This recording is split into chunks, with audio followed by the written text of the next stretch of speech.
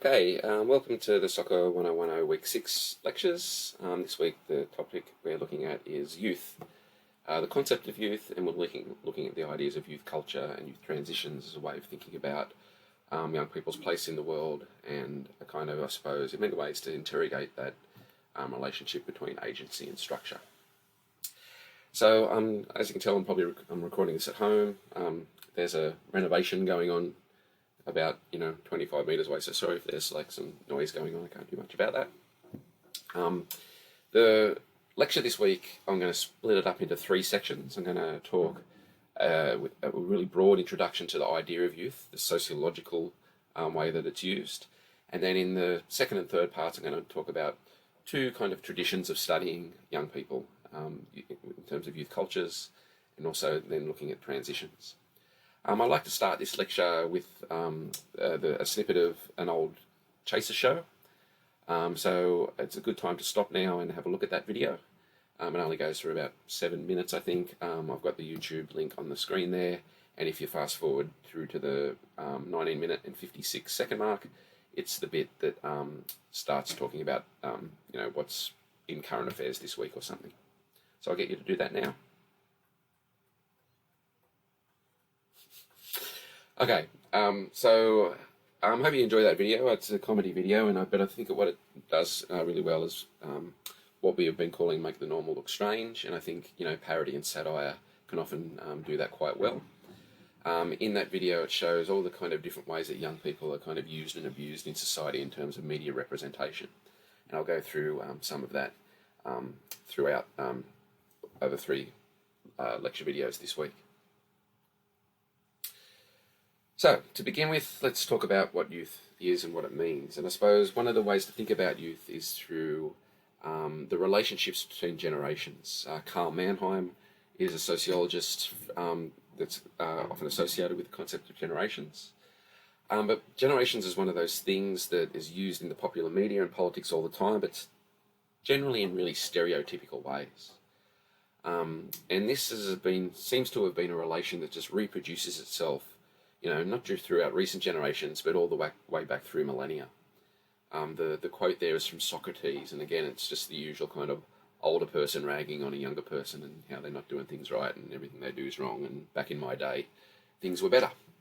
And this is a constant kind of, I suppose, discourse that appears in throughout popular media, politicians talking about young people like this all the time. It's represented in pop culture. And you see news stories and the current affair stories and stuff like that, representing young people as kind of in detriment, as lazy, as reckless, as violent or whatever all the time. This is particularly done through music, and it seems to be people have an emotional relationship to the music when they were young, when they were kind of most emotionally open to new things. And then, inevitably as people get older, young people's music always sucks or whatever. So this in and of itself is, I think, a really interesting relationship to think of in terms of how things remain the same and how things reproduce, which is something we've been looking at throughout the course. Generations in this sense are not to be then thought of as kind of, personal characteristics that individuals have, because obviously, across people of a certain age, there's so many differences, class, race, gender, location, religion, all these things that make young people themselves very different. But when we think about generations, we can think about more in terms of eras. The way that people born at a particular time will be faced with particular labour markets, particular economies, particular social norms that change and evolve over time. And the way Mannheim imagined this was like, the people that went through World War I, for instance, will have a very different orientation towards it than those that came afterwards. And, say maybe talking about something World War I, different generations then would have a very different experience of it. So this is a better way, I think, of generations, rather than thinking about how young people have particular characteristics because they're, Gen X or Gen Y or millennials or whatever. We think of generations in sociology more about the kind of different kind of social circumstances that people are facing at particular times. So you see these kind of stereotypes all the time. Young people are lazy, they're me, they eat too many avocados or whatever and can't really afford to buy a house. The avocado one is just absurd. I mean, if there's figures. The figures on this are kind of ridiculous. If you have one less $22 plate of avocado and toast a week, it'll knock maybe 2 years off saving off that that deposit. It doesn't really make a lot of sense, all that kind of thing. So what these kind of rendering of young people as lazy, irresponsible, or whatever tends to paper over the actual societal structural conditions that kind of create the very problems that these kind of moral panics are a smokescreen for. So I'll go into the idea of moral panic in this first part of the lecture. Very broadly though, youth is obviously an age category in the sense that, what used to be called youth allowance, I'm not sure what's called these days, was 15 to 25.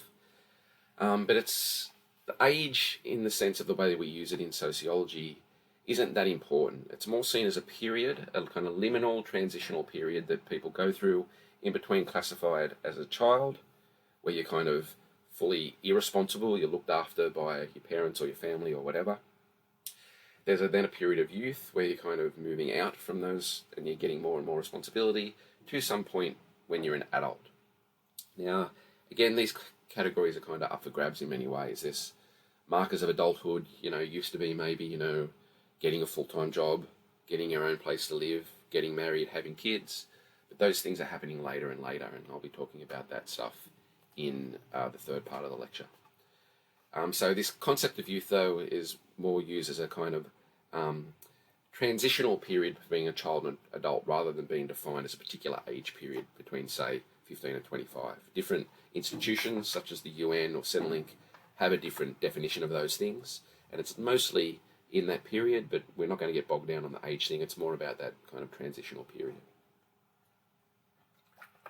In terms of what youth means, in terms of the way that it's used in society, the figure of youth is used in really different ways and represented in different ways. On one hand, young people are kind of lazy and irresponsible in some moral panics, but then the next thing, they'll be the beacon of hope for the future. Young people are often positioned as kind of cultural dupes in that Frankfurt School sense that I was talking about in previous weeks. But then their images and bodies and practices are used all the time to sell us stuff. Youth itself seems to be a thing that people are encouraged to hold on to for longer and longer, particularly through consuming, various products, whether that's going to the gym or, makeup or, liposuction or Botox or whatever.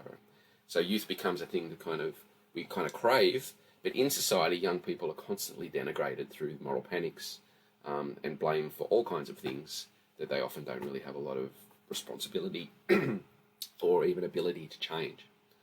So there's this kind of really interesting juxtaposition, I think, about the way that young people are presented and represented. And if you're interested in that, you can look at my paper that I write about that in some depth, about youth as figures. So one of the ways to think about this in a way, to critically engage with these kind of categories themselves, is what Bourdieu has spoken about a little bit as kind of youth as just a word. Basically, from this Bourdieusian perspective, the way that young people are kind of defined as this kind of often stereotypical things is a power division, a binary between the old and the young, where the old tend to have more power over the young. We can think of this through the idea of patriarchy as well.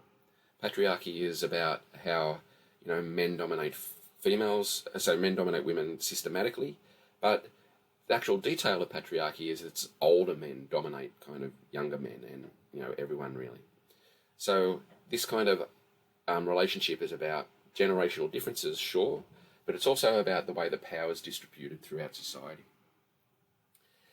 So in this sense, the idea of youth as just a word, essentially one of the things that Bourdieu is claiming there is this kind of label itself is an act of symbolic violence. Lumping everyone together between 15 and 25 as this one thing totally kind of means that all, real forms of inequality and real points of difference is kind of rendered out of the picture, I suppose. We've looked a little bit so far in the course from about functional and critical perspectives. Functionalist perspective, young people are kind of carriers of the future. They need to be trained and socialised to reproduce the social order for the next generation. So in this way, youth become a kind of key object of discipline in that sense. Socialization is about, in the kind of functional way, making societies function well and efficiently. So young people, through discipline from their parents, from the schooling system, being taught norms, they need to be taught to be a particular kind of person for things to run smoothly. So therefore, they're often the object of a lot of kind of disciplinary measures in that sense. Deviance in that sense is often something that's associated with young people, and they need to be kind of trained and controlled not to be deviant. From a more critical perspective, though, the conflict perspective, young people are seen as kind of the kind of group of society that's most likely to be radical, to challenge the status quo, to take on alternate, lifestyles such as some of the subcultural things we'll look at later on. More broadly, I think young people are the ones that tend to face the brunt of social changes. You can see in something like what's going on in the world at the moment with the coronavirus. It's young people, that have, the most casual work, the most gig economy work, the most zero contract hours work. It's, younger end of the spectrum that tends to lose their jobs in those situations more readily than the more general society. Things like unemployment rates. The youth employment rate is always much higher than the general unemployment rate. It's often double, if not triple. And when it comes to underemployment, the figures are, also as biased like that as well. So from a conflict perspective, young people, are, socialised into the world, but they're not socialised into some kind of, efficiently functioning society. They are socialised in a world that has all those kind of problems of inequality as well. So from the conflict perspective, and particularly from the youth studies perspective, which is kind of the research I do, we do research that tends to try and promote the voice of young people. Young people don't have a great voice in terms of the power structures of the world. You don't see them a lot in politics or the media or whatever. And so much youth studies research is an effort to give young people a voice in the world and to actually express their own problems from their own point of view. So one of the things that's really prevalent about youth is all the moral panics about them. They've been constant for decades. As I said, they probably go back to Socrates, but in terms of even Aristotle, but in terms of the recent kind of decades as media, we're kind of saturated in it. They've been particularly prevalent things. They're about young people in many kind of different facets. They can be about their lifestyle, their choices, their cultural practices, their deviance, their pop cultural tastes or whatever. So there's moral panics about young people themselves and their practices and what they do. And there's also lots of moral panics about threats and risks to young people. And that's when I kind of tend to think about, Mrs. Lovejoy from The Simpsons there, or somebody think of the children. The moral panics I'm going to focus on here are more the ones about their lifestyle, and this kind of relates to the subcultural stuff that we'll look at in the second half of the lecture. So at this point, I'll get you to have a look at Today Tonight YouTube clip that I've got there. Today Tonight doesn't exist anymore, but it's a pretty typical kind of, sensational current affairs program. Just a content warning there that it does contain talk about self-harm and violence and suicide. But the clip itself, I think, is a kind of almost perfect example of moral panic towards a youth subculture. So I'll get you to have a look at that, and then I'll say a couple of things about it.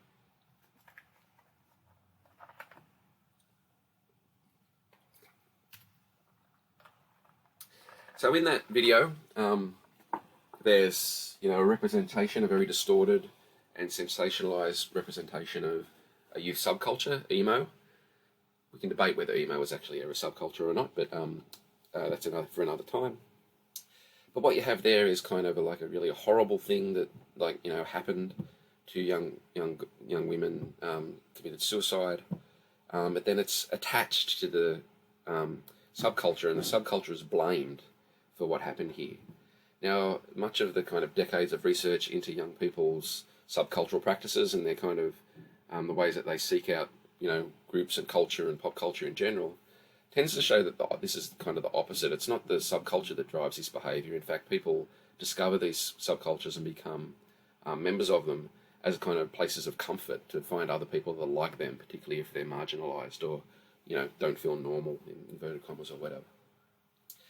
you see how the way that story unfolds, that there's a horrible thing happens, it's linked to the subculture, and then they have a sensible expert talk about, maybe we shouldn't be blaming the subculture, and then at the end you have the kind of, person that's talking about if only young people would do the nice things that young people do, like, I don't know, collecting stamps or hula hoops or something. Absolutely complete disconnect from how young people's lives really are, what they really are. So I think, this happens all the time. It happens not just in kind of sensational news programs, but it happens in newspapers, happens online in all kind of different ways. So moral panic is a really good way to critically analyse what's going on here. So the idea of moral panic comes from Stanley Cohen, who wrote a book about the very famous riot, in inverted commas as well, between the mods and the rockers on Brighton Beach, I think in the late 60s. If you're interested in that event, it was kind of fictionalised in the movie Quadrophenia that stars Sting. That is both, hasn't dated very well, but is still a good movie to watch. And basically, mods and rockers, these two subcultural groups that didn't get along, had a big fight on the beach, and it becomes this kind of huge national story. And so what Cohen did was he analysed the way that unfolded, and then kind of showed how this is a really common practice in terms of how these things happen.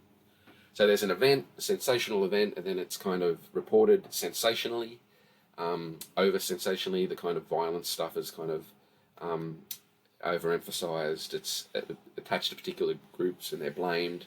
Their positions as deviant and all that kind of thing.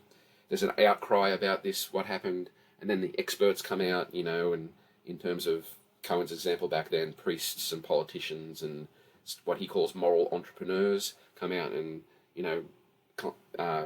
come up with all these solutions to the problem.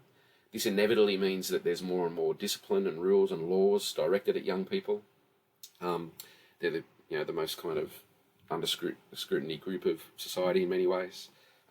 So here that kind of what happens next, though, is the group that was kind of blamed for the initial thing that happened, the violence or whatever, often see the way they're represented, don't like it very much, and then react against it as well, which is kind of creates a self-fulfilling prophecy, because it kind of proves what all these experts have, what they've already said.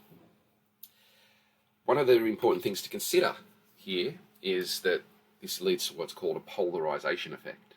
That these offenders then kind of are treated poorly in terms of the way they're represented, but then react against it in a way that kind of confirms that, and it makes kind of a further social distance going on here, a self-fulfilling prophecy. Importantly, though, what Cohen and then many people that have used the idea of moral panic since have shown is that moral panics essentially act as a smokescreen. They attach blame to societal problems, to either individuals or group, and these groups generally don't have any real control or power to change what's going on. So you can definitely see this in the kind of avocado moral panics about young people, the idea that, like, if you just stop eating avocados, you'll be able to buy a house. The reason that houses are so expensive is for all kinds of structural economic reasons. It doesn't have that much to do with kind of individual consumption practices. So these things are kind of ways of scapegoating particular groups to kind of paper over the cracks of wider structural issues. Importantly, too, that when Cohen was writing, there was much less media then. So these things tended to happen episodically. There'd be one moral panic and it'd kind of come along, it'd be a big deal and it'd fade out. Then another one would come along, same thing had happened. But as McRobbie and Thornton in the 90s, and many people since have pointed out, that really this seems to be a model of the way the media works, particularly the news media works now. It's almost like that kind of process I was talking before seems like an instruction manual for how to do the job, for how to create more sensationalism, for how to garner clicks or whatever. So whether these moral panics now are episodic, probably not so much. It seems to be a permanent state of affairs in the media. But the common goal here seems to be to create more interest, to create more newsworthiness is what journalists often use. And it's more about then profit than actual representation of a reality. Okay, I'll leave it there and start section 2 about youth culture.